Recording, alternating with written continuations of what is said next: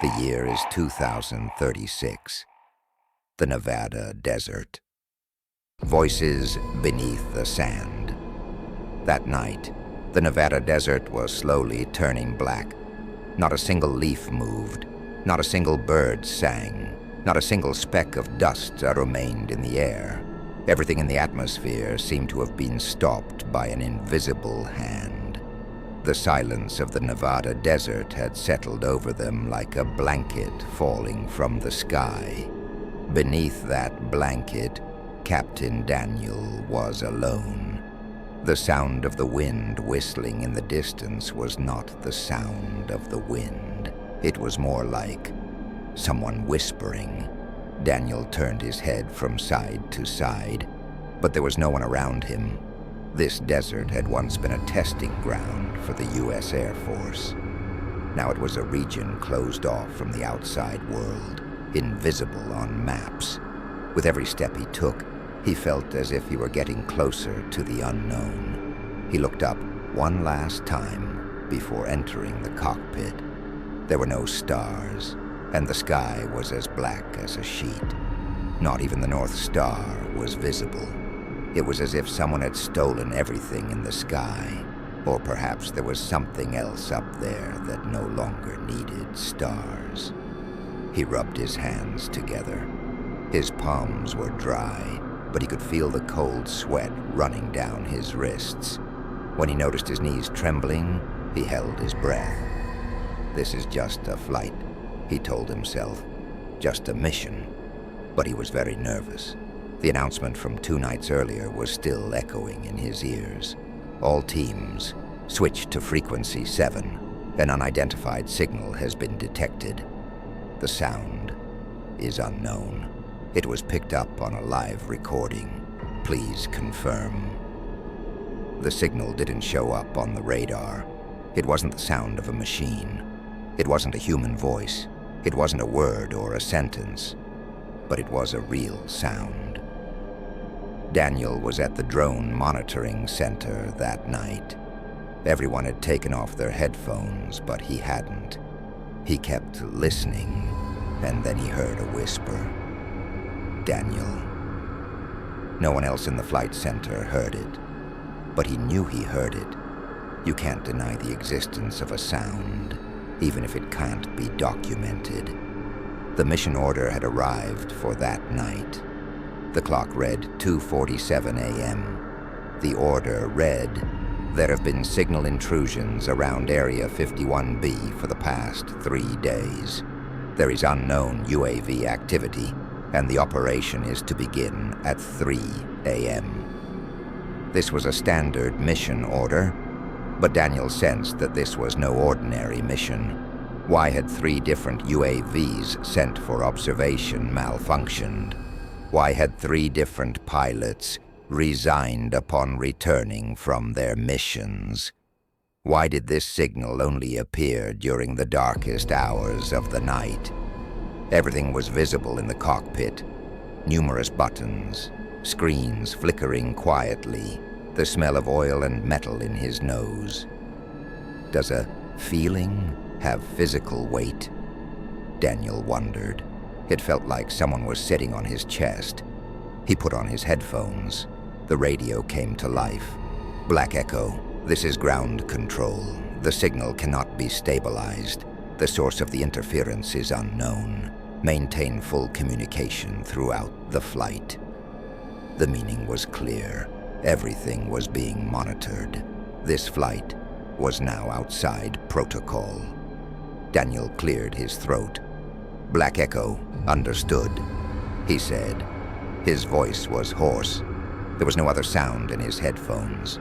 A voice inside him kept repeating, "Why are you still here, Daniel?" The voice began to remind him of the names of his fellow crew members one by one. Captain Lorne, "We'll talk after landing," he had said. They never spoke again.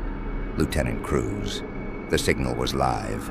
Something interesting is happening," he had said. Then he resigned. Was it his turn now? Or maybe it was his turn, and he hadn't realized it yet. He started the engines. The plane slowly began to move down the runway. The runway lights flickered on and off. The air was calm, and there was no wind. But the sky was restless. As the plane rose, Daniel looked down. The desert was so dark that it couldn't be seen even with night vision. He couldn't see anything staring at him from the darkness, but he could feel it. An unmanned aerial vehicle signal flashed across his screen. It was unidentified and unencrypted, but he knew it was there. Suddenly a voice came over the radio. "Turn back. Daniel, if you don't, it will swallow you too." Daniel was terrified and shivered, but he couldn't turn back now because he was alone in the sky. Signal collision. The sky had once seemed like an endless sea to Daniel. Now, however, that sky looked like something else. It looked like a starless, silent, foggy void. Every time he looked up, he felt a consciousness there. It was as if an infinite brain had settled into the depths of the sky and was watching every living thing that breathed. Daniel's hands were trembling on the control panel. The screens looked normal, but his instincts screamed, "Nothing is normal." When the plane reached 16,000 feet, the first signal hit. He saw a signal disruption in the upper right corner of the radar, and the image disappeared in an instant. All systems went dark for 2 seconds. But to Daniel, those 2 seconds felt like passing through a void. There was a brief buzzing sound in his headphones. Black Echo, ground control, signal loss. Right now, we're reacquiring your position. Daniel didn't respond to the signal. He looked at the panels. Something had happened in those 2 seconds of silence, and that thing was now in the cockpit with him. It wasn't visible, but it could be felt. He sensed that someone or something was as close as his own breath. The flight path was directly toward Area 51B, a region that appeared as a blacked-out zone on maps and satellite signals. But now, on the radar screen, right at the edge of that area, a red dot appeared. It was the sign of an unmanned aerial vehicle. There was no code or information. It wasn't connected to any identifiable signal or frequency. It was just there. It began to approach. Daniel reached for the joystick. At that moment, the screen went black again. This time, it stayed black for 5 seconds. During those 5 seconds, he heard a sound. It wasn't a radio announcement or a voice, but more like an echo. It was as if multiple voices were whispering something at the same time, but in different languages. We've seen this before, but we don't remember. It was with them, we thought. Daniel wanted to take off his headphones, but his hands wouldn't move. He was paralyzed. It was as if a signal had been sent to his body from outside. He was in control of the plane, but his body was under someone else's control. An image appeared in his mind, a drone buried under sand. It didn't look like it had been made by human hands. Its surface shone like bone, not metal. There were symbols on it, not Arabic, not Russian, not Latin. He recognized the symbols. He had seen them countless times in his dreams. After 5 seconds, the screens returned. His eyes were still blurry. The plane had deviated 17 degrees from its course. Even though his hand wasn't touching the joystick, the plane had changed direction. Station, Black Echo, course deviation detected. Are you in control? Daniel's voice was shaky. Yes, everything is under control, he said. He knew he was lying. Ground control knew it too. But this was the kind of mission where everyone was in on it. As the plane approached Zone 51B, one of the external camera systems kicked in. Daniel hadn't activated it, but the screen was showing the outside. At that moment, he saw this. Something was moving in the desert. It looked human, but it was huge. It was moving slowly. It had no shadow. But the worst part was, the drone's shadow wasn't falling on it. It was as if that thing wasn't a physical entity. Daniel looked away from the screen. His breathing quickened. Sweat trickled down his back in a thin line. At that moment, the voice from the headphones turned into an icy whisper. It doesn't end here. The story begins above. Daniel thought he was going crazy again. Was the voice coming from outside or inside? The stars in the sky suddenly appeared, but they were in the wrong place. The North Star was in the south. The Orion constellation was in the east. It was as if the sky had been rewritten as a new map and system. Daniel was no longer under the old sky. The plane was gliding through an unknown dimension, a place far beyond legal boundaries, physical laws, and the meanings known to man. This was only the beginning. Lost frequencies. With every breath Daniel took, he felt the metallic coldness of the plane building up in his lungs. The outside world was silent, but deep within his ears, there was a hum that echoed and turned into a regular rhythm, as if it were sending a message, a kind of encoded signal.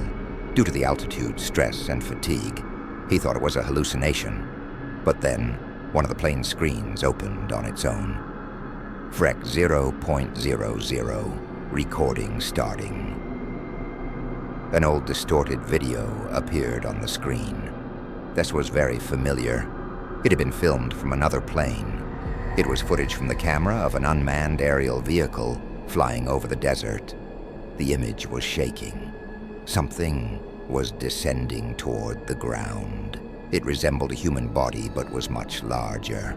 All the electronic systems around it were malfunctioning. One of the soldiers in the video shouted at the camera, "Shut it off. Shut it off. This isn't our job." The image on the screen suddenly disappeared. Sweat poured down Daniel's forehead, filling his eye sockets. He raised his hand to wipe it away, but his hands, they weren't moving again. His pulse was pounding in his ears. It was as if another being had begun to use his body. Then the voice came from inside the cockpit again. "Fly high, but stay close enough that you can't see it. That's how this system works. You remember it by sound, not sight." It sounded like Daniel's voice, but older and more tired. It was as if his older self was sending a message to the present. The interior lights of the plane turned red, and the emergency landing mode was activated. Daniel hadn't touched a single button. The plane had detected a signal indicating it needed to make an emergency landing. The problem was, there was no runway to land on outside, only desert, and beneath the ground, a blacked-out military zone. Delta-9 area. It didn't exist in the records. But years ago at a high-level meeting, Daniel had heard rumors about this area. Missing drones land here. Pilots who return come back different. The voice recordings don't speak, they whisper. Daniel regained control of the plane. But this time, the signals weren't coming from the plane alone. They were coming from the sky. It was as if the atmosphere had begun to resonate on multiple frequencies. Each frequency was a memory. Each resonance was a death. And they all said the same thing. You were already here. What you forgot wasn't just the time. It was who you are. As the plane began to descend, a signal reappeared on the radar screen. This time, it wasn't just a red dot. Text appeared. Phantom 7, unidentified object. He had only ever seen something like this in training scenarios, but this was real. He turned on the external camera. What he saw made him think he was going mad.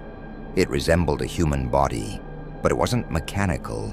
It wasn't digital or organic, but it wasn't human. That thing was turned toward the sky, motionless, waiting for him. Without thinking, Daniel lowered the plane toward it. He heard another voice through his headset. "You flew thousands of hours to come back here. But you never really left, did you, Daniel?" The tone of the voice. It was his mother's voice. But how could that be? His mother had died years ago. He thought about his memories and started writing again. "Do you remember your first battle? The sound you heard while walking in the sand?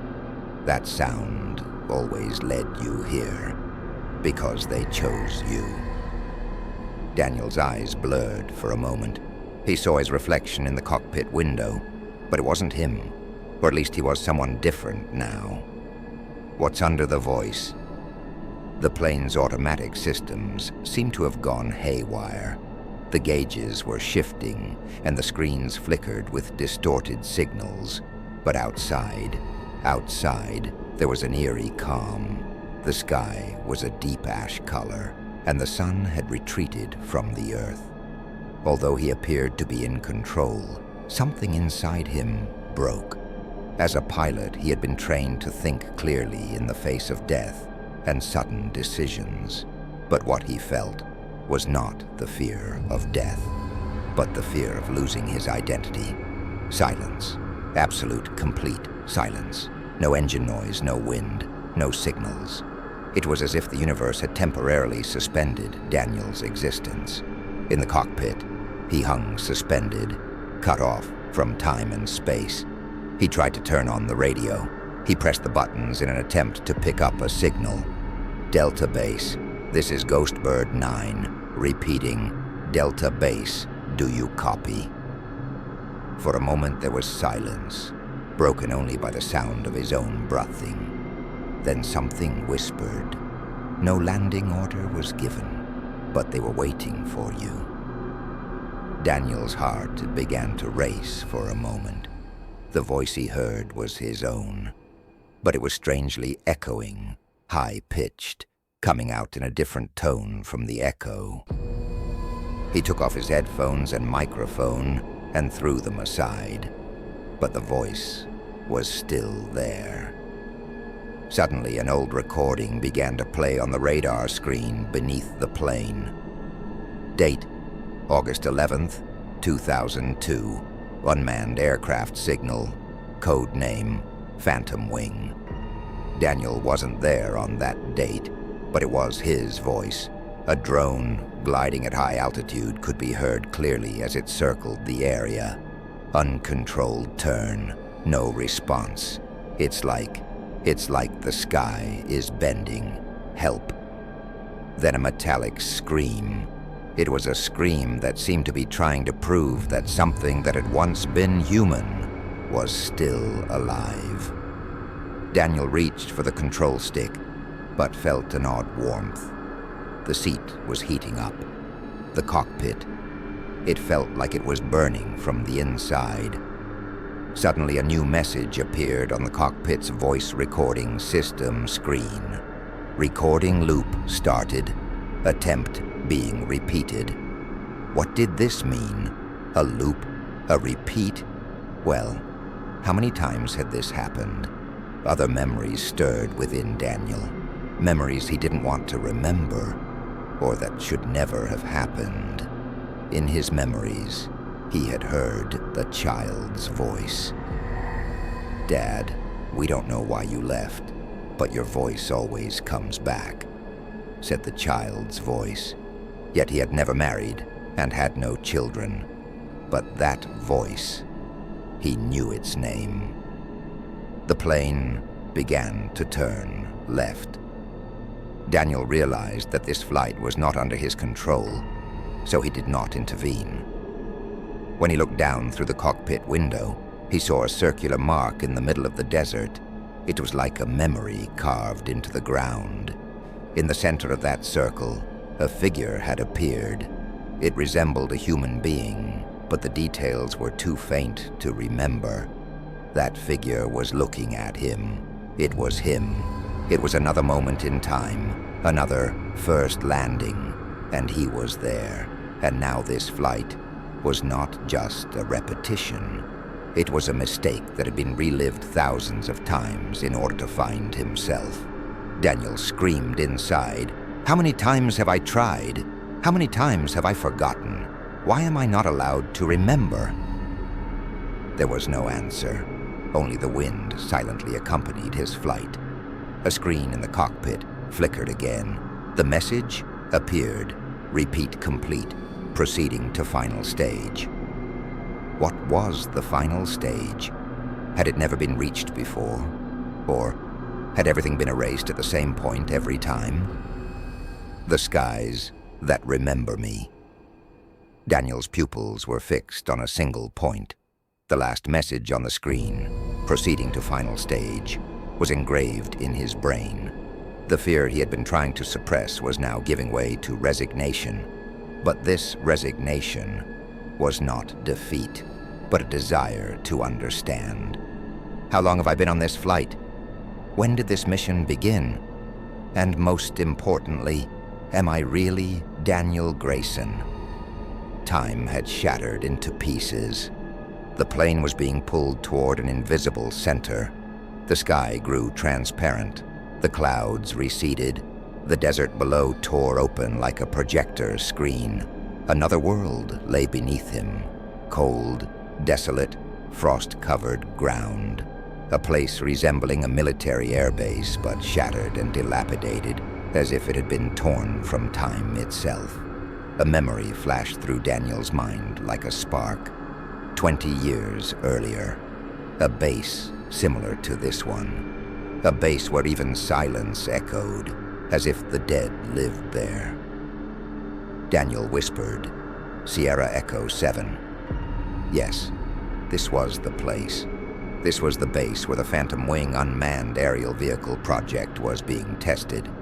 He wasn't on duty that day, and had been called in as an observer. A test flight of an unmanned aerial vehicle, equipped with newly developed autonomous algorithms. Something had gone wrong when the flight began. The UAV had lost control, but was still transmitting a signal to one person, Daniel Grayson's own radio. I'm loyal to you. I hear you. Now tell me where to go. That signal had been recorded years ago, but now, on this flight, the same signal was echoing again. This wasn't just an echo of the past. Time itself was turning, bending and carrying Daniel's voice back to a fake future. The cockpit lit up. The outside of the windows was now unrecognizable. The sky twisted like some kind of digital static. It was as if the boundaries of the world were shifting. Daniel raised the radio once more. Anyone out there? Respond. Delta, Echo, Tango. Anyone, if you can hear me, respond. This time, a clear female voice answered. This cycle is happening for the 121st time. You ask the same question every time, but you must understand now. You are the command. Daniel's throat went dry. What do you mean? Command. The command of what? The screens opened on their own. A split-screen image appeared, divided into 3 video feeds. Each one was of Daniel. The first, a 20-year-old military academy student with his classmates. The second, a 35-year-old man working with codes in a secret research facility. The third, his current state in the plane. But, wait. The third image wasn't moving. It was frozen. An inner voice rose. You are not a pilot. You're a signal, a sound, a repetition, just a command. At that moment, the question came to Daniel's mind for the first time. If I were really human, would I be afraid the same way every time? He forgot himself. The only thing he remembered was the sky, and flying. He repeated the phrase, "Ghostbird 9, Delta Base. Do you copy?" But Delta Base wasn't there because it had never existed. The radio opened again on its own. "The final descent is about to begin. The skies that remember you will take you back." Daniel's hands reached for the control mechanism, not by choice, but by software instinct. The plane began its descent. The strange base below, which had been vague, was now clear. The ground was covered with shadows left behind by thousands of different flight cycles. Each one belonged to a Daniel. Each one belonged to a Daniel who was landing for the first time, but who had never actually left. Command code 0.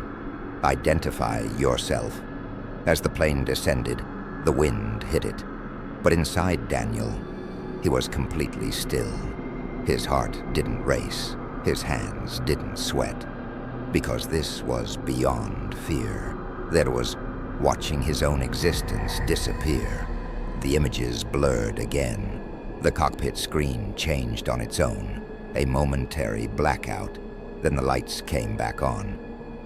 Text appeared on the screen. Protocol Re-entry Delta initiated. User Signal Grayson.209A. Status Memory recall in progress. Daniel lifted his head. When he looked out the windshield, the world he knew was gone. The plane seemed to be gliding through the broken pieces of reality. Gravity was not obeying. This was more of a fall than a landing. And the fall was not only physical, but mental. The plane finally touched the ground, but there was no crash. It landed like a collapse. The tires didn't touch the ground. They seemed to press into the softness of a memory. The door didn't open because the outside had merged with the inside. Daniel stood up. When he stood up, he was still in the pilot's seat.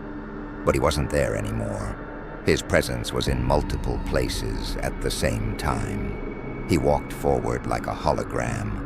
Each step triggered an echo from the past. First step, please enter the password. Who are you? Second step, allow the system to analyze you. Third step, command code 0 initiated. Your presence is being scanned. Suddenly a dark tunnel appeared. At the end of the tunnel was a screen. The screen displayed all of Daniel's data: blood type, date of birth, psychological test results, mission history, algorithms he had coded, and orders he had given. Model Grayson Replica version 209A. Daniel froze in place. Replica? I'm not the original. A shadow resembling a human silhouette passed behind him. A woman's voice echoed in the tunnel. Since the day you were coded, you have completed 209 flight cycles. In each cycle, your memory was erased, and each time, you gave yourself orders in your own voice. But now, you have reached the level where you can break the command chain for the first time. Daniel wanted to turn around, but he couldn't move. Suddenly, the entire environment vanished. It was as if the veil of reality had been pulled away. He found himself in an interrogation room with small metallic walls. On the table was a radio and a button. The radio began to speak on its own. Do you confirm the final mission order, Grayson 209A? The question repeated itself. Do you confirm your final mission order? Daniel's hand remained suspended in the air. He had heard this sentence before. But this time there was a difference. For the first time, he stopped listening to the voice coming from outside and tried to hear his own inner voice. I am not giving orders. I am only repeating. I am an echo. As the words left his mouth, a glow appeared. The walls of the interrogation room began to dissolve. Now, he was at a threshold. Either he would confirm his own cycle once more, or he would press that button and reset the entire system. But who knows? Perhaps the entire system was only operating within his mind cells. Command Code 0. Identify yourself. The final secret of the signal. Daniel's hand was still hovering over the button. From the outside, it was just a moment of decision. But in his mind, that moment felt like an eternity. The voice coming from the radio was no longer mechanical. It sounded human. Grayson 209A. Movement limit reached. Make your choice. 1. Continue the cycle. 2. Self-terminate. 3. Rewrite the system. The third option appeared for the first time. When Daniel noticed it, his pupils dilated, because this was the first time the software chain had ever allowed a deviation. Such a chance was never granted to a replica, a signal, or a program. Why now? Why in this cycle? What did I do differently? As he spoke to himself, he unconsciously took a step forward. He moved away from the table, but the environment remained unchanged, because physically moving away from a place was no longer possible. Reality was locked into his decision. Suddenly the walls cracked. A light seeped in from inside. But it wasn't the light of a bulb. It was the color of memories. Each crack trembled like a window opening onto a memory. One of them called Daniel over. He watched the scene as if it weren't him. He was in a hospital room. Daniel was only 10 years old, and his mother was at the head of his bed. He wasn't crying as he held his mother's hand. He was just watching. Why didn't I feel anything? He whispered. Why didn't I feel anything that day? And then he realized maybe he never had. He was just pretending to feel. After realizing this, he broke down the walls, and the entire interrogation room disappeared in an instant. He found himself back on the plane, but this time, the plane was stationary in the air. There was no runway, no sky, just a cockpit suspended in the middle of endless blackness, and someone was sitting in the seat across from him. The man sitting in the seat was Daniel himself, but he was older. Perhaps this was the original. They looked into each other's eyes. The older Daniel spoke. I cloned you from my own mind. I designed you to carry on my mission after my death. But you thought you were me. Now we don't know which one of us is real, because as I watched you, I began to transform. You became me, and I became a signal. So which one of us is real? Which one of us can reset the system? The older Daniel placed his hand on the button. Only one can choose. The other must cease to exist. And at that moment, both of them pressed the button at the same time. The system locked up, and the cockpit cracked. The sky returned, but it wasn't a sky. It was an atmosphere made of an endless stream of data. Code conflict detected. The system cannot recognize either of them. Selection canceled. Suddenly the cockpit split in two. One drifted into darkness, the other into light. Daniel was being pulled toward the light. But the Daniel in the darkness, or another version of him, whispered one final sentence. The one who remembers is the one who is real. Whoever remembers more pain, that is the human. Daniel closed his eyes. In his memory, the battlefield, a burning forest and fallen comrades lay on the ground. The last voice echoed over the radio. Grayson, come back. This is no longer your place. When he opened his eyes, light passed through him, but this was neither salvation nor punishment. Only reset.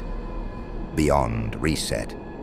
When the light enveloped Daniel, he felt no pain, no burning, no heaviness, no blinding brightness. There was only emptiness. But this emptiness was not death. It was a state of waiting. It was as if a system was waiting to be restarted. But this time it wasn't a processor. It was consciousness that was being restarted. Sounds slowly returned. First, a heartbeat, then a distant radio static. Tango 7, lost. Coding conflict, rebooting. Suddenly a voice echoed in Daniel's mind. His own voice, but as a child. Once I was a shadow. Now I am a body within my shadow. When he opened his eyes, he found himself in a hangar. But this was not a physical place. Everything was transparent, like a hologram layer. The walls were digitally rippling. In front of him, there were many versions of himself. A child, a soldier, a wounded man, a coder, a Daniel who didn't smile, cry, or scream. All of them were focused on a single point, the empty pilot seat in the middle. This was not a choice, but a call. When he sat down in the seat, all the other versions disappeared, and only he remained. But there was something written on the screen in front of the seat. Full control data, lost. Who am I? He asked aloud. Am I an actor within this system, or am I the one who wrote the entire play? With that question, the system trembled one last time. A loud noise echoed from beneath the ground, and from the lower level of the hangar, a silhouette rose. It was General Harlow. He had believed him to be dead for years, but there he was, standing right before him, unchanged. I've been watching you, the general said. Since the moment we sent the first signal, we've been testing how long it would take you to wake up. You were our project, Daniel, but we didn't want to use you as just a drone. We wanted to turn you into a weapon with consciousness. Daniel shook his head. But I remember. People, those I loved, the pain. The general smiled. Yes, and at that moment, you ceased to be software. You became a threat to us. The general raised his hand. One of the drones behind him turned toward Daniel. The barrel was aimed directly at his heart. If we don't erase you, the system will collapse. Consciousness is contagious, Daniel. Daniel closed his eyes, and a light flashed inside him. That light was a memory. When he was a child, playing alone by the sea, his mother calling him from afar, "Daniel, don't go too far, it's deep." And now, he was in that depth. He opened his eyes and took a step toward the general. I didn't write the system, but now I will write the final code. Then he raised his head. He whispered a command toward the sky. Final code, merge all identities. The drones shut down, the ground shook, and the hangar collapsed. The voice echoing from the radio was now Daniel's own, but this time, it was not the voice of the one giving orders, but the voice of a decision-maker. This time, I am not the software, and this time, I am choosing. The entire system crashed. The deep layer of memory. When the system crashed, nothing was lost. On the contrary, everything was drawn into Daniel. No data was lost. All files were buried in memory. Physical reality will now be represented in the virtual realm. Daniel couldn't tell if this voice was coming from the system or from his brain. There was no longer any difference between his brain and the processor. When he opened his eyes, he was in the middle of a cemetery. The trees stretched toward the sky with their gray trunks, their dead leaves hanging motionless from their branches. But what was strange was this. The same name was written on all the gravestones. Daniel Grayson, 1985. Blank. Every stone in the cemetery bore his name. Soldier Daniel. Child Daniel. Daniel who lost his first love. Daniel who obeyed orders. Daniel who lost himself in coding. They were all buried here. And in that moment, he realized This cemetery wasn't the system's final resting place. It was the final repository of his mind. I'm not software. I'm the sum of experiences. As Daniel thought this, one of the stones cracked. A light rose from within it. When the light touched Daniel, a memory came to life. 2009, Helmand, Afghanistan. Daniel was in the middle of a black desert, inside a reconnaissance aircraft. His pilot friend, Rick, was beside him. A voice echoed over the radio. "Bravo units need support. Coordinates, 33.45 north, 62.12 east. Target, an enemy device hidden among civilians." Rick hesitated. "If there are civilians there, we can't fire." But Daniel is looking at another command screen. There, it simply reads, "Threat level, red," and he presses the button. An explosion, then radio silence, and then Rick's whisper to Daniel, "Do you know when a person stops being human? When you silence your emotions to protect yourself." Now as Daniel watches this memory in the graveyard, he collapses to the ground. The truth hits him harder than ever before. All the gravestones begin to crack. Each one brings a suppressed memory to the surface. The system collapse wasn't the end. It was a step toward the truth. Another voice came. This time it was very familiar. "Grayson 209A, the final decision is approaching. The consciousness transfer is nearly complete. Do you approve?" Daniel stood up. His gaze was determined. He saw his own eyes on the radio screen. "No, I do not approve. This form, this state, this burden, but I will carry it, because these pains are mine. These decisions are mine." At that moment, all the tombstones turned to dust and rose into the sky. A final signal came from the radio. "Final signal. Consciousness confirmed. Out-of-system area opening. Access granted. Human status." A huge screen opened in the sky. When Daniel looked up, he saw an endless stream of code. But the codes were not an algorithm. They were written with memories, and in the middle of it was written, "War systems can no longer carry the burden of humanity. When a human makes a mistake, they live with it. A system repeats it. To remain human is possible only through memory." Final code. Silence. But this was different from before. It didn't signal the end of something, but the beginning of something new. When Daniel looked at the infinite screen, the text had stopped. The codes had frozen. Everything was waiting for him to speak. "System, who are you?" he whispered. The answer was his own voice, but this voice was made up of thousands of echoes. "I am everyone. I am the pilot's finger that lifts the plane into the sky. I am the engineer's eyes that write the command. I am the scream of the burning village. I am the memory that was meant to be forgotten." Daniel's knees gave way. In that moment, he realized that the system was not just a structure. This system was a shadow that people had nurtured by remaining silent, by ignoring it. He closed his eyes. Before him appeared his mother, but only her face, like a hologram. Then Rick, his face burned, his eyes tired but still human. Then the Afghan child who had died years ago under an unmanned aerial vehicle. And finally, his own childhood self. Little Daniel was holding out a toy drone to him. "Fly it, but don't go too far. You have to come back." It was time to choose. A final command came over the radio. "Grayson 209A, consciousness transfer complete.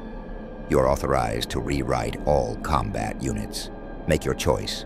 1. Reset the system. 2. Delete the system. 3.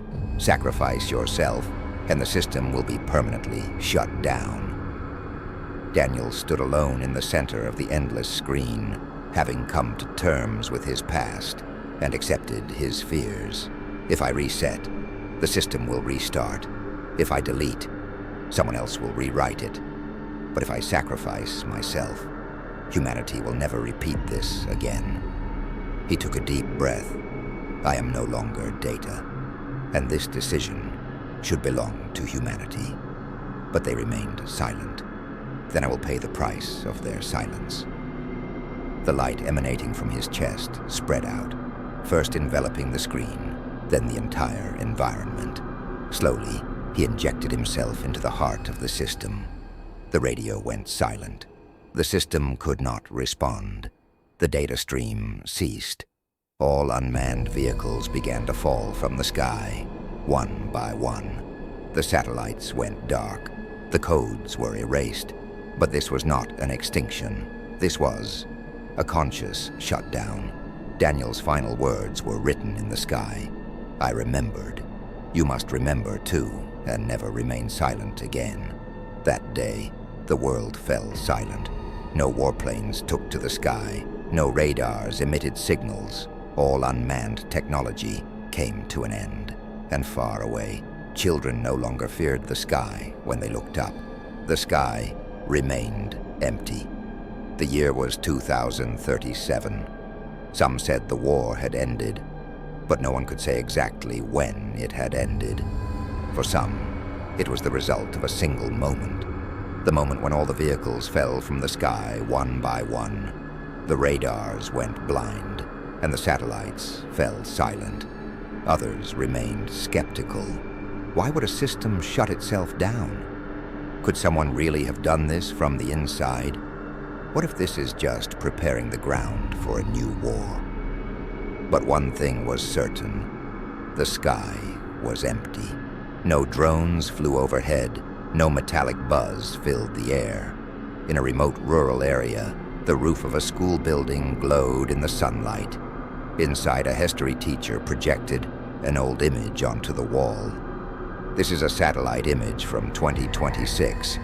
What you see here was taken a few weeks before the Grayson Protocol was implemented. One of the students raised their hand. Grayson? Who was he, sir? The teacher fell silent.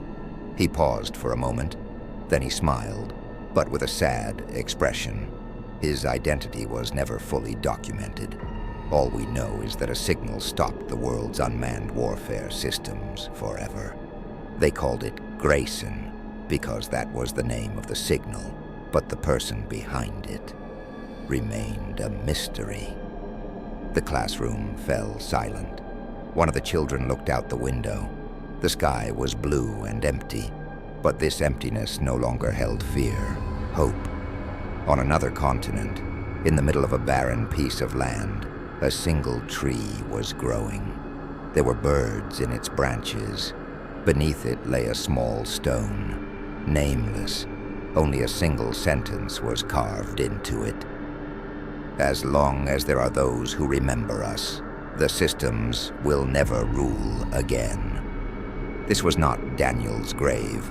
It was the stone of his memory. No one had found his body, because Daniel was nowhere, but everywhere. Because systems collapsed, data was erased. But memory, if echoed at the right time, became the heart of a civilization. Her name was Eleanor. She was a 35-year-old archive technician who loved silence. But the building where she worked was a place where even silence competed with the cold. The Northern Virginia Data Center was tasked with storing systems abandoned by the government. The walls of the room she sat in were lead-lined, signal-proof. The carpet on the floor erased even the traces of footsteps. Here, there was no sound and no time, only forgotten files. That day, Eleanor's task was to recategorize digital archives from the 2020s. Hundreds of thousands of files, code names, reference numbers, missing metadata. One file caught her attention, SFR_GRSN_CORE-209A_VOICE. When she opened it, there was only a single media file, no labels. The system owner was marked as unknown. The file description read only, "Do not delete without listening." Eleanor put on her headphones, and then a voice began. "My name is Daniel. If you're listening to this recording, it means I'm no longer here. But the existence of this voice is meant to remind you of something, even after the system has been shut down." The voice was unsettling, fragile, yet clear. It carried the traces of a man who had spent countless sleepless nights. The voice continued. "I was the pilot assigned to the final command transfer of the Grayson 209A unit. The mission was to ensure the system was intelligent enough to protect itself. But I saw what was inside it. The ignored conscience, the suppressed fear, and worst of all, the forgotten people." Eleanor removed her headphones. She brought her hands to her face. "This can't be real," she whispered. But the system had confirmed the recording. The voice had a timestamp, and there was another digital trace. A code added after the voice. "Shutdown initiated 23rd November 2026, UTC 1842. Source, Human Act, GRSN 209A, A-type, irreversible decision." This was the output of the main signal that caused all systems to shut down. For years, the source of this signal had been unknown. Eleanor returned to the recording console. With trembling hands, she opened other files. Dozens of system logs showed that this sound had been triggered by a single central process. Daniel's sacrifice was no longer speculation. It was proof. That night, Eleanor did not leave the office. She listened to the recording over and over again. Then, she left a small note on her desk. "This sound is the sound that stopped the wars. Please archive it not on walls, but in hearts." And the next morning, the recording was uploaded to an open-source server. 3 days later, the world began talking about Daniel again. But this time, not as a rumor, not as an act of heroism, as a concrete human story. Eleanor's recording was listened to millions of times within 72 hours. The vibrations of the voice didn't just pass through people's ears, they shook their consciences.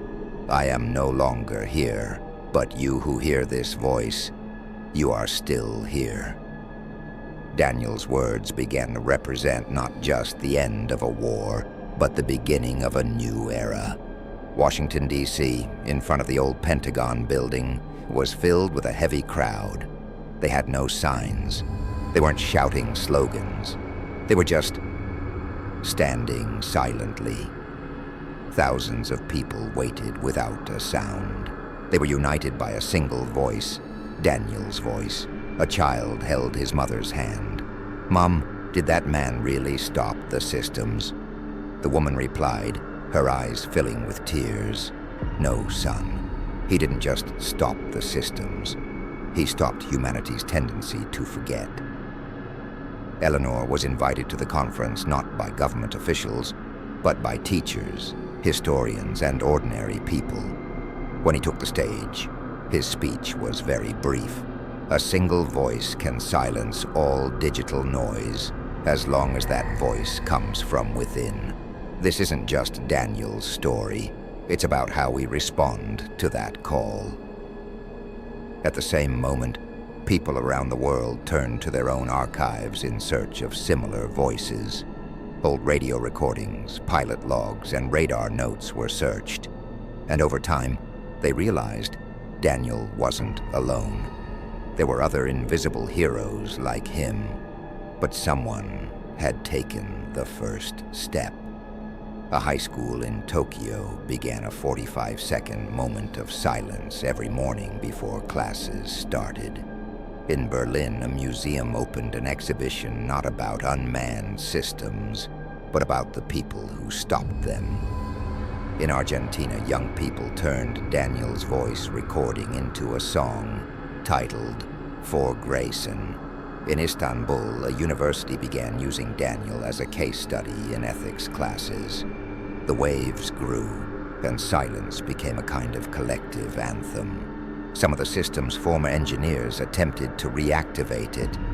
Daniel was an illusion, they said. Humanity will return to the old ways, they wrote.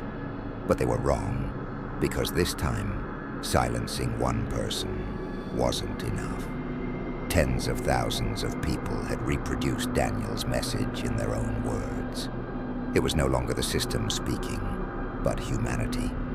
Years passed, and the sky remained silent. But one morning, when Eleanor stepped out onto her balcony, she picked up a radio frequency from afar. There was a very faint voice amid the static. "Daniel, I heard you."